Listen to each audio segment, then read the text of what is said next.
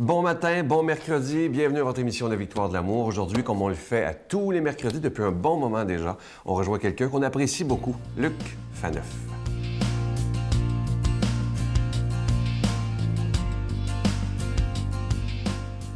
Bonjour, j'espère que vous êtes en forme aujourd'hui. Nous nous mettons en route en nous levant chaque matin, on se signe, on fait le signe de croix et on se met en route, on regarde Jésus et on lui dit « Je te donne cette journée et je veux marcher derrière toi aujourd'hui. Je veux marcher pour vivre ton évangile. » Et c'est ce que l'on fait avec notre pape extraordinaire qui, nous aide à mieux comprendre l'Évangile et ainsi à devenir de meilleurs chrétiens. Voilà ce qu'il écrivait le 26 mai 2013 dans un tweet, un gazouillis sur Twitter. « Chaque fois que nous suivons notre égoïsme et disons non à Dieu, nous détériorons son histoire d'amour avec nous. » Je vous le relis. Chaque fois que nous suivons notre égoïsme et disons non à Dieu, nous détériorons son histoire d'amour avec nous. Que c'est riche, ces petites phrases comme ça qui condensent tellement de leçons humaines et spirituelles. D'abord, parlons de l'égoïsme. L'égoïsme, il y a le mot « égo » en grec. Et « égo », ça veut dire « je » en grec. Alors essentiellement, l'égoïsme, on le sait, c'est une tendance qui nous fait voir que nous-mêmes, nous centrer, se tourner autour de soi-même, jusqu'à, évidemment, c'est l'évidence qu'on se regarde que soi. Moi, si je fais juste regarder mon nombril, je ne vous parle plus, je ne suis plus en relation avec vous, je brise cette relation. Donc, l'égoïsme, c'est centré sur toi. L'égoïsme, j'allais dire heureusement et malheureusement, c'est un sentiment humain normal. J'ai eu 5 enfants et je les ai vus tout jeunes être 100%, je vous le dis, et vous le savez, ceux et celles qui avaient soit eu des enfants, vous êtes occupés d'enfants, ils sont égocentriques, les enfants. Ils sont tournés, surtout des petits poupons. Petit poupon, lui, que tu sois fatigué, pas fatigué, au bord de la mort, lui, il a faim. Ouah! Et ça crie comme ça, 3 heures du matin, il va réveiller le bloc en entier. Ils sont fous. Il a son nombril lui dit « j'ai faim », son instinct de survie aussi, et tu as intérêt à m'allaiter ou à me donner un biberon. Vous voyez? Alors ça, c'est l'égocentrisme, qui n'est pas encore tout à fait de l'égoïsme, parce que l'égoïsme, c'est déjà plus vieux, mais le rôle de l'éducation humaine, les parents, c'est d'amener les jeunes de l'égocentrisme à l'ouverture à l'autre, n'est-ce pas? Et vous savez quoi? Au hasard des hasards, tout se tient. Quel est le premier des grands commandements que Jésus va rappeler à ses disciples? Aime le Seigneur ton Dieu de tout ton cœur, toute ton âme, toutes tes forces, et ton prochain comme toi-même. Autrement dit, décentre-toi de ton nombril et tu vas voir les autres autour de toi et tu vas voir aussi l'autre qui est en haut de toi, qui est ton Créateur. Voilà pourquoi est-ce que le pape ici, très fin au plan psychologique, va lier l'amour de soi au refus de Dieu. Mais quant au reste, c'est l'évidence, on le sait, on a été créé par amour et pour l'amour. Voilà le sens de notre vie. Le sens de notre vie, c'est d'entrer en relation par amour avec les autres et rentrer en relation par amour avec notre Dieu, qui est amour. Bonne journée. Notre Père qui es aux cieux, que ton nom soit sanctifié, que ton règne vienne, que ta volonté soit faite sur la terre comme au ciel. Donne-nous aujourd'hui notre pain de ce jour. Pardonne-nous nos offenses comme nous pardonnons à ceux qui nous ont offensés. Ne nous laisse pas entrer en tentation, mais délivre-nous du mal, car c'est à toi qu'appartient le règne, la puissance et la gloire pour les siècles des siècles. Amen. Dans le cadre de l'année de la miséricorde décrétée par le pape François, la Victoire de l'amour vous invite à sa retraite spirituelle dans le centre du Québec les 8, 9 et 10 avril 2016. Sous le thème « Dieu est miséricorde, il espère et pardonne ». Venez vivre des moments de ressourcement inoubliables en compagnie de l'abbé Robert Jolicoeur, Jean-Marc Chaput, Brigitte Bédard, Sylvain Charon et Miguel Padilla à l'hôtel et suite Le Dauphin à Drummondville. Réservez rapidement à notre bureau au 514-523-4433 ou sans frais 1-888-811-9291. Venez vivre une fin de semaine exceptionnelle remplie d'amour, de paix et de joie. En ce mois du carême, je me permets de solliciter votre aide pour le ministère de la Victoire de l'Amour. Vous savez, pour les habitués, normalement, avec un don de 25 nous avons un cadeau pour vous remercier. Et ce mois-ci, le plus beau cadeau qu'on peut vous faire, c'est de continuer à avoir ces émissions quotidiennes à la grandeur du réseau TVA, maintenant à Télé-Floride, en Floride, bien entendu, sur Internet, même sur Facebook, sur YouTube. Maintenant, c'est partout. Et ça, c'est grâce à des milliers et des milliers de personnes qui disent ça vaut la peine de donner un montant tous les mois afin qu'on puisse avoir nos émissions de ce ministère catholique qui existe maintenant depuis 21 ans. Alors moi, je vous dis merci de tout cœur de faire un geste spécial, un don tout à fait spécial pour répondre à cette demande de Jésus. C'est Jésus qui nous dit dans l'Évangile, « Allez de par toutes les nations annoncer la bonne nouvelle. » Alors, merci de tout cœur. Je vous donne l'adresse. La Victoire de l'Amour, casier postal 120, succursale Boucherville à Boucherville. Le G4B 5E6, je vous la redonne. La Victoire de l'Amour, casier postal 120, succursale Boucherville à Boucherville. Le G4B 5E6. Également par téléphone, par carte de crédit, du lundi au vendredi de 8h30 à 16h30 dans le 514-523-4433, 523-4433 ou sans frais, le 1-888-811-9291, 1-888-811-9291 et aussi sur notre site Internet, le www.lavictoiredelamour.org. Et dites-vous qu'il n'y a pas de petits dons. Chacun peut y aller selon ses moyens. Ça peut être 5 ça peut être 10 25 Il y en a qui peuvent donner 100 et beaucoup plus. Et je vous rappelle que vous recevrez un reçu pour fin d'impôt. Merci de votre prière et merci de donner des mains à la Providence.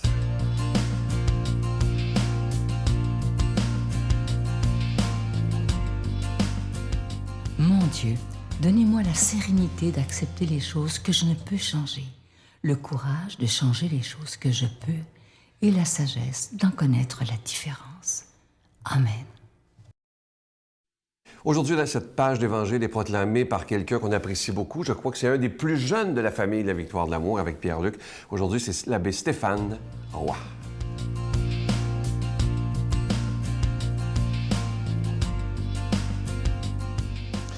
Bon mercredi matin à toi.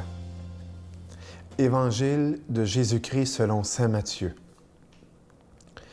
Comme les disciples s'étaient rassemblés autour de Jésus, sur la montagne, il leur disait, « Ne pensez pas que je suis venu abolir la loi ou les prophètes. Je ne suis pas venu abolir, mais accomplir. Amen, je vous le dis. Avant que le ciel et la terre disparaissent, pas une lettre, pas un seul petit trait ne disparaîtra de la loi jusqu'à ce que tout se réalise. Donc, celui qui rejettera un seul de ces petits commandements et qui enseignera aux hommes à faire ainsi, sera déclaré le plus petit dans le royaume des cieux. Mais celui qui les observera et les enseignera sera déclaré grand dans le royaume des cieux. » Avec ce texte, nous sommes en plein sermon sur la montagne.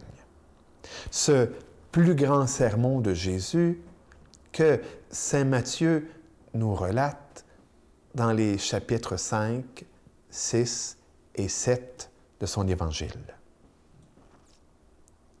Jésus, au chapitre 4, ayant parcouru toute la Galilée et proclamant, annonçant le royaume et guérissant toute maladie, une foule considérable vient à lui.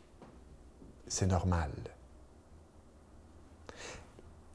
Les paroles de Jésus touchent et les gestes attirent. Qui ne courrait pas après quelqu'un qui guérirait toute maladie? Jésus accueille cette foule. Plusieurs passages de l'Évangile nous montrent que Jésus a compassion de cette foule. Jésus nous aime. Voyant cette foule le suivre, Jésus voit une petite montagne. Il décide donc de s'y installer et de faire asseoir les gens pour leur parler. Non, ce n'est pas une montagne qu'il faut monter. Jésus nous conduit à la montagne. Et là, il leur parle du royaume des cieux.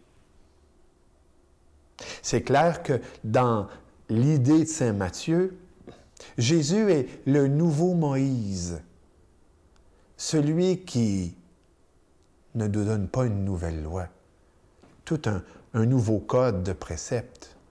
Non, nous donne la grâce. Ce que saint Jean, dans son évangile au chapitre 1, va dire, la loi nous a été donnée par Moïse, la grâce et la vérité nous a été données par Jésus-Christ. Je crois qu'il faut écouter, accueillir le sermon sur la montagne, justement dans cette perspective-là.